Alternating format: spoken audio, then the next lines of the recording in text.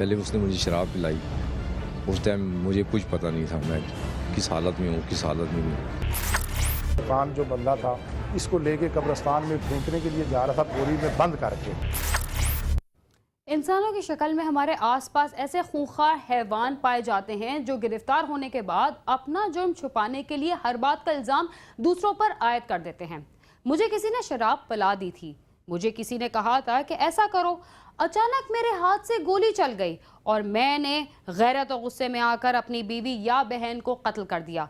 क्या जुर्म करने वाला इतना ही सादा लो, भोला भाला और शरीफ होता है कि जो कुछ भी करे उसमें उसकी अपनी मर्जी शामिल नहीं होती? छोटे बच्चे जराइम पेशा अफराद का आसान हदफ होते हैं। वो ना सिर्फ उन्हें तावान के लिए अगवा कर लेते हैं बल्कि बाज़ दफ़ा अपनी दरिंदगी का निशाना बनाने से भी नहीं चूकते। रावलपिंडी के इलाके पीर वधाई में भी एक दरिंदा सिफत शख्स ने 6 साला बच्ची को अगवा करने के बाद ज्यादती का निशाना बनाया और फिर गला दबाकर उसे कत्ल कर दिया। बच्ची की लाश कब्रिस्तान में फेंकते हुए मुलजिम को कैसे गिरफ्तार किया गया, आइए देखते हैं।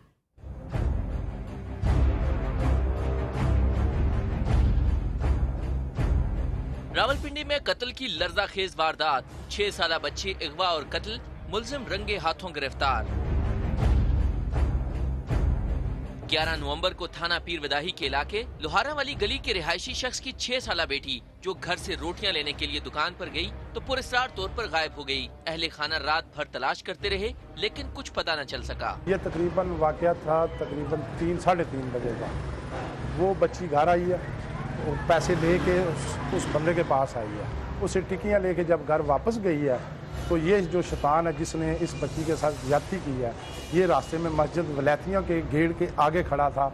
उधर से बच्ची को लेके ऊपर वाली गली से आके तो इसने दूसरी उस बैठक में बच्ची को लेके आया। एक दिन तक तो उन्होंने मस्जिदों में ऐलान किया, आगे पीछे घूमते रहे, पूरा इलाका उस बच्ची को तलाश करता रहा लेकिन उसके बारे में कोई पता नहीं चला। 6 साला बच्ची के अहले खाना ने थाना पीर विदाही में रिपोर्ट दर्ज कराई लेकिन मकामी अफराद ने पीर विदाही कब्रिस्तान के करीब एक शख्स के पास मशकूक बैग देखा। दौरान तलाशी इस बैग में से गुमशुदा बच्ची की लाश बरामद हो गई। 13 तारीख का रात का वाकया है कि ये बच्ची को लेके ये शैतान जो बंदा था इसको लेके कब्रिस्तान में फेंकने के लिए जा रहा था, बोरी में बंद करके।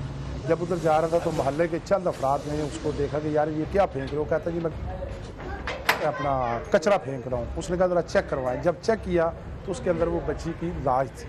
पुलिस ने सफाक कातिल को गिरफ्तार कर लिया जबकि लाश को पोस्टमार्टम के लिए डिस्ट्रिक्ट हेडक्वार्टर अस्पताल मुंतकिल किया गया। पुलिस ने मौके से तमाम शवाहिद भी इकट्ठे कर लिए। ये बच्ची जिस वक्त गुम हुई है तो उन्होंने इधर आकर हमें बताया कि ये बच्ची हमारी गुम हो गई है।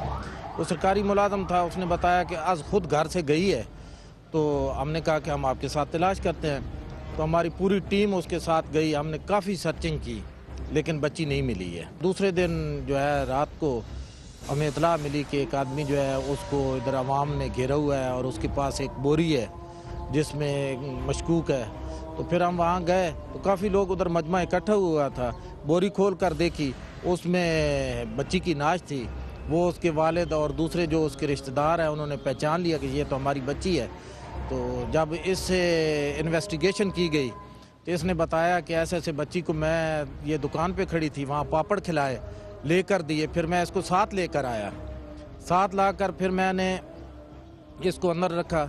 उसके बाद उस बच्ची के साथ मैंने रेप किया तो फिर मैंने इसका गला दबा दिया। गला दबा कर फिर मैं इसको बोरी में बंद करके ले जा रहा था कि मैं पकड़ा गया।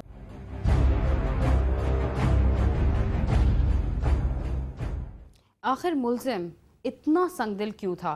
क्या उसके अपने बच्चे नहीं थे और वो क्या काम करता था?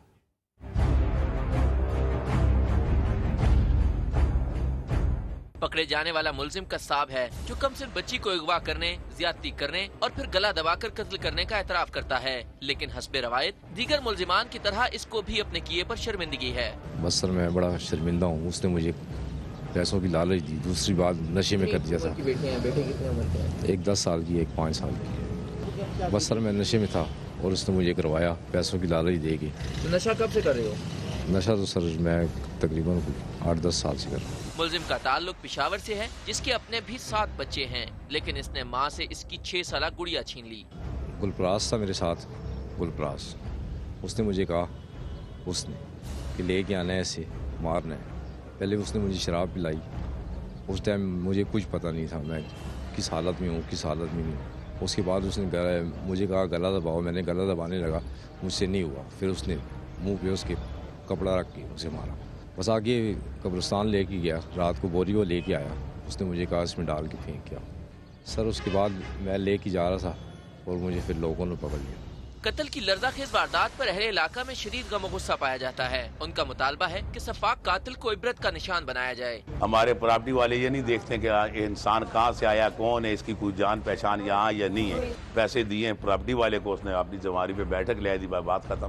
बैठ के हैं, कम से कम उधर जो किराएदार है या माल मकान रखता है अपनी मर्जी से कम वो डेटा या थाने को दे या हमारी यूनियन कौंसिल को दे, ताकि ये बंदा हमने रखा है। अगर खुदा ना करे कि अगर कल को ये कोई मसला खड़ा होता है, अगर उस बैठक में या किसी के साथ आइंदा कोई ज्यादती होगी, तो मेरा ख्याल है कि हम कोशिश करेंगे उस मालिक मकान के खिलाफ भी कार्रवाई होनी चाहिए कि जिस मकान में ये मसला पेश आएगा। पुलिस ने मुलजिम का जिस्मानी रिमांड हासिल करके मजीद तफ्तीश शुरू कर दी है। थाना पीर वदाही पुलिस ने 6 साला बच्ची के बहिमाना कत्ल में मुलविस सफाक मुलजिम को तो गिरफ्तार कर लिया, ताहम गिरफ्तारी से सजा तक के सफर के लिए भी हुकूमत को मुद्दई मुकदमा की कानूनी मुआवनत करना होगी। कैमरामैन नदीम शेख के साथ आमिर सईद अब्बासी, समा, रावलपिंडी।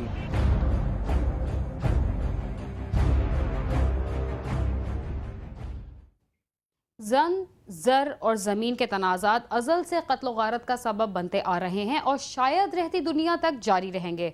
लाहौर में भी जायदाद के तनाज़े पर एक शख्स ने तंग आकर अपने बेटे को फायरिंग करके मौत के घाट उतार दिया और फिर अपनी ज़िंदगी को भी ख़त्म कर डाला। इबरतनाक और अफसोसनाक वाक़या कैसे पेश आया, आइए देखते हैं।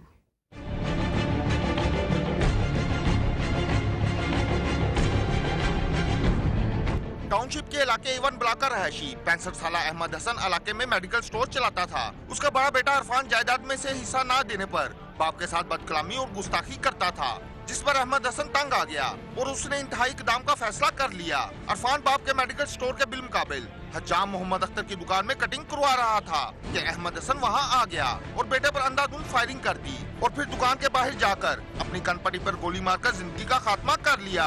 मौके पर दर्जनों अफराद जमा हो गए। इरफान की मैं कटिंग कर रहा था, उसका वालिद आया है, मैं कटिंग कर रहा था तो वालिद आया, उसने यहाँ से पिस्टल निकाला नीचे से और पीछे गर्दन में उसने 2 गोलियाँ मारी हैं। मैं साइड पे मशीन पकड़ के मतलब मशीन रख रहा था तो मैंने ऐसे घूम के देखा उसकी तरफ और वो बाहर निकल आया फटाफट जल्दी और मैंने भी दौड़ लगा दी पीछे, बाहर मैं भी आ गया हूँ। वो अपनी दुकान के आगे गया है, तीसरी दुकान है उसकी, मेडिकल स्टोर है, अहमद मेडिकल स्टोर। उसने वहाँ अपनी दुकान के आगे जाके अपने आप को भी गोली मार ली। वजह हमें नहीं पता, क्योंकि कोई बात हो ना तो फिर वजह की मालूम होती है, तो बात तो हुई कोई नहीं, उनमें आपस से कोई उसने बात ही नहीं उससे की, कोई आगे पहले कोई बात की हो या कोई झगड़ा मगड़ा किया हो, वैसा कोई बात नहीं। इतला मिलते ही पुलिस मौके पर पहुंच गई। पुलिस हुकाम का कहना है कि इरफान बाप से बदसलूकी और बदकलामी करता था, जिस पर उसके बाप ने तंग आकर उसे कत्ल करके खुदकुशी कर ली। बेटा नाफरमान था, 10-12 साल से अलग था अपने बाप से, उन्होंने आग किया हुआ था। कोई 2-4 दिन पहले सुना है इनका केस हुआ ऑफिस में, उसके बाद ये आज बाप पिस्टल लेके आया, बेटा कटिंग करवा रहा था, उसको फायर मारे हैं, 2 बाहर आके उसने खुद को भी फायर मार लिया।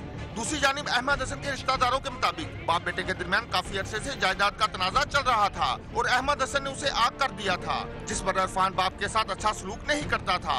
सुबह भी उनके दरमियान झगड़ा हुआ, जिसके बाद अहमद हसन ने बेटे को हला करके खुदकुशी कर ली। बच्चा जो है ना ये 12 लड़कों में फिरता था, घूमता था और वालिद जो मेहनत करता था, ये स्टोर है तकरीबन 75 के करीब इसकी उम्र है, मेडिसिन भी इसके पास कई मरतबा लेने आते हैं, बस परेशान ही रहता था। लेकिन घरेलू झगड़े का या वालदैन का बच्चे का जो भी होता है घरेलू, वो तो घर वाले ही जानते हैं ना, लेकिन अक्सर यही आज भी इसने यही बोला कि मुझे धमकियों देते हो, घर छीन लूँगा, पैसे दो, ऐसे ही बस इनका झगड़ा रहता था। मकतूल इरफान शादीशुदा था मगर उसके औलाद ना थी। पुलिस ने दोनों लाशें पोस्टमार्टम के बाद वर्षा के हवाले कर दी, जिन्हें भाई कब्रिस्तान में सुपुर्द खाक कर दिया गया। अहले इलाका का कहना है कि औलाद की नाखलफी न सिर्फ उसकी मौत का बाइस बनी बल्कि बाप को भी अपने हाथों जिंदगी का खात्मा करना पड़ा। कैमरामैन मोहसिन इकबाल के साथ आमिर शहजाद, समा, लाहौर।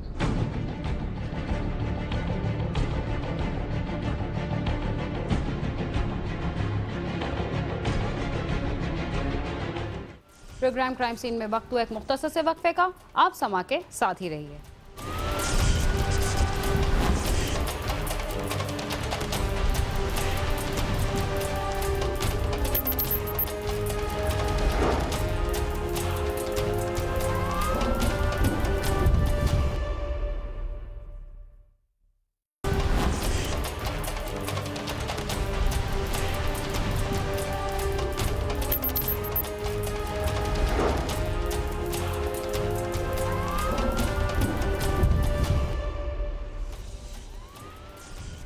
प्रोग्राम क्राइम सीन में एक बार फिर खुशामदीद।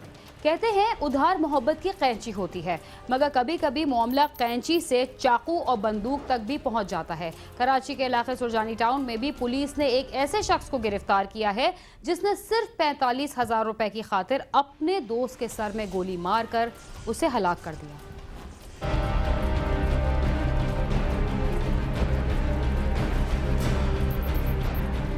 शहर में आए रोज न सिर्फ दहशतगर्दी और टारगेट किलिंग के वाकयात रोनमा हो रहे हैं, बल्कि छोटी छोटी रंजिश के बिना पर भी लोग एक दूसरे को मौत के घाट उतार रहे हैं।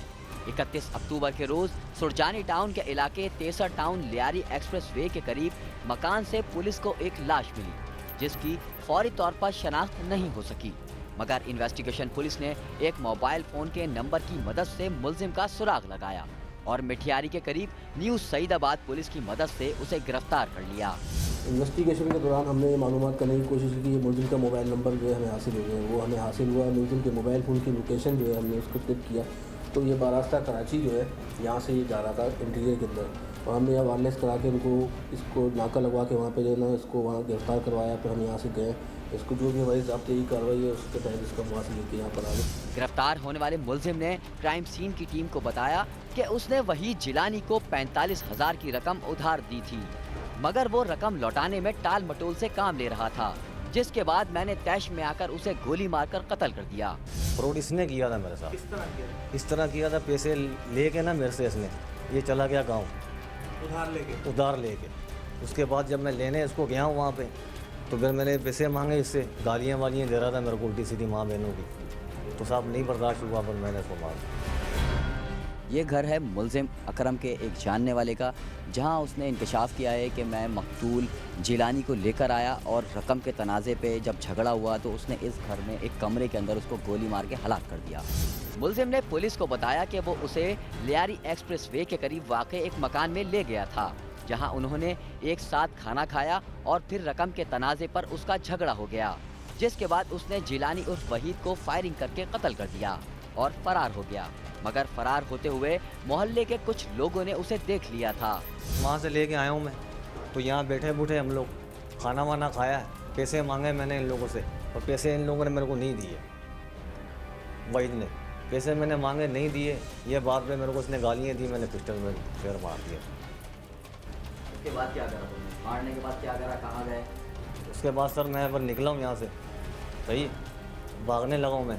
उसके बाद पर पिस्टल फेंका मैंने, पिस्टल बरामद हो गया, बस ये कहानी। पिस्टल कहाँ फेंका था? सर वो पीछे फेंका था जान साहब, वो तो मैंने चोरी किया हुआ था किसी का। तो कहने का मकसद ये है कि मेरा मूड नहीं था उसको मारने का, मेरा कोई मूड नहीं था। जब इसने माँ बहनों को गालियाँ दी हैं, फिर मैंने इसको मार दिया।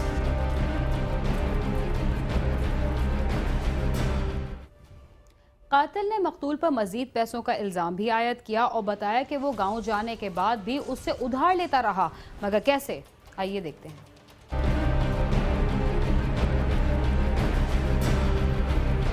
मुलजिम का कहना था कि मकतूल जिलानी उससे पैसे लेकर गांव चला गया था और वहां जाने के बाद भी इजी पैसा के जरिए मुझसे रकम मंगवाता रहा। मकतूल के बड़े भाई ने बताया कि सरजानी टाउन थाने से उन्हें इत्तला मिली थी कि 31 अक्टूबर को उनके भाई को कत्ल कर दिया है। ये सुनकर उनके पैरों तले जमीन निकल गई। मकतूल के भाई का कहना था कि जिलानी पंजाब से मजदूरी के लिए कराची आया था और वो 2 बच्चों का बाप था। पंजाब से इधर मेहनत मजदूरी करने आया था, हमें उसने ये बताया मैं वहाँ फैक्ट्री में काम करता हूँ। तो उसने जब 27 को वहाँ से आया, वो मैं उस तरह मैं पंजाब में मकान लिया उसने। वो कह रहा है मेरी कमेटी निकली 1,20,000 की, कुछ दोस्तों में मैंने दोस्तों से पैसे भी लेने हैं, मैं पैसे ले आऊँगा ना, तो पर सामान उठा कर ले जाऊँगा, तो वहाँ पर खुद मैं काम करूँगा पंजाब में। तो सर वो 27 को वहाँ से चढ़ा, 28 यहाँ पहुँचा, 31 को मर्डर हुआ, हमें पता चला 4 दिन बाद जाके। पुलिस का कहना है कि मुलजिम की मकतूल के साथ 1.5 साल से दोस्ती थी। रकम के साथ साथ मुलजिम का उसके दोस्त का दूसरों से मिलना भी पसंद नहीं था, जिस पर मुलजिम ने उसे कत्ल किया। उसके साथ इसकी दोस्ती थी मुलजिम की, अब इनका आपस में पैसों का लेन देन भी था। फिर इसने ये देखा कि ये किसी और लोगों के साथ उठ रहा बैठ रहा है, मेरे से ये कट रहा है, मेरे दोस्ती ख़त्म कर रहा है, तो उस लिहाज पर फिर ये आया 31 तारीख को बाइक पे उसको बिठा के लेके आया। दोस्ती यारी के अंदर उसको कह ले या इसका प्यार मोहब्बत उसके साथ कह ले, और उसके साथ इसने ये वारदात की और यहाँ से ये फरार हो गया। पुलिस इस बारे में भी तफ्तीश कर रही है कि इस कत्ल में मुलजिम अकरम के साथ अगर कोई और भी मुलविस है तो उसे भी गिरफ्तार किया जाएगा। ड्यूरिंग इन्वेस्टिगेशन हमें ये बात सामने आई है कि इस मर्डर के अंदर इस वक्त तक तो हमारे सामने ये बंदा है। ताम अभी मज़ीद हमारी तफ्तीश जारी है, हमारे पास रिमांड है इसका 5-7 दिन का और मज़ीद हम जो है मालूमात करें। इसका जो वेपन था वो हमने रिकवर कर दिया है। रकम का लेन देन दोस्तों बल्कि भाइयों को भी एक दूसरे का दुश्मन बना देता है। अगर कर्ज लिए गए पैसे वक्त पर अदा न किए जाएं तो उसका नतीजा इंतहाई खतरनाक भी हो सकता है। कैमरामैन इरफान तरमेजी के साथ खुर्रम गुलजार, समा, कराची।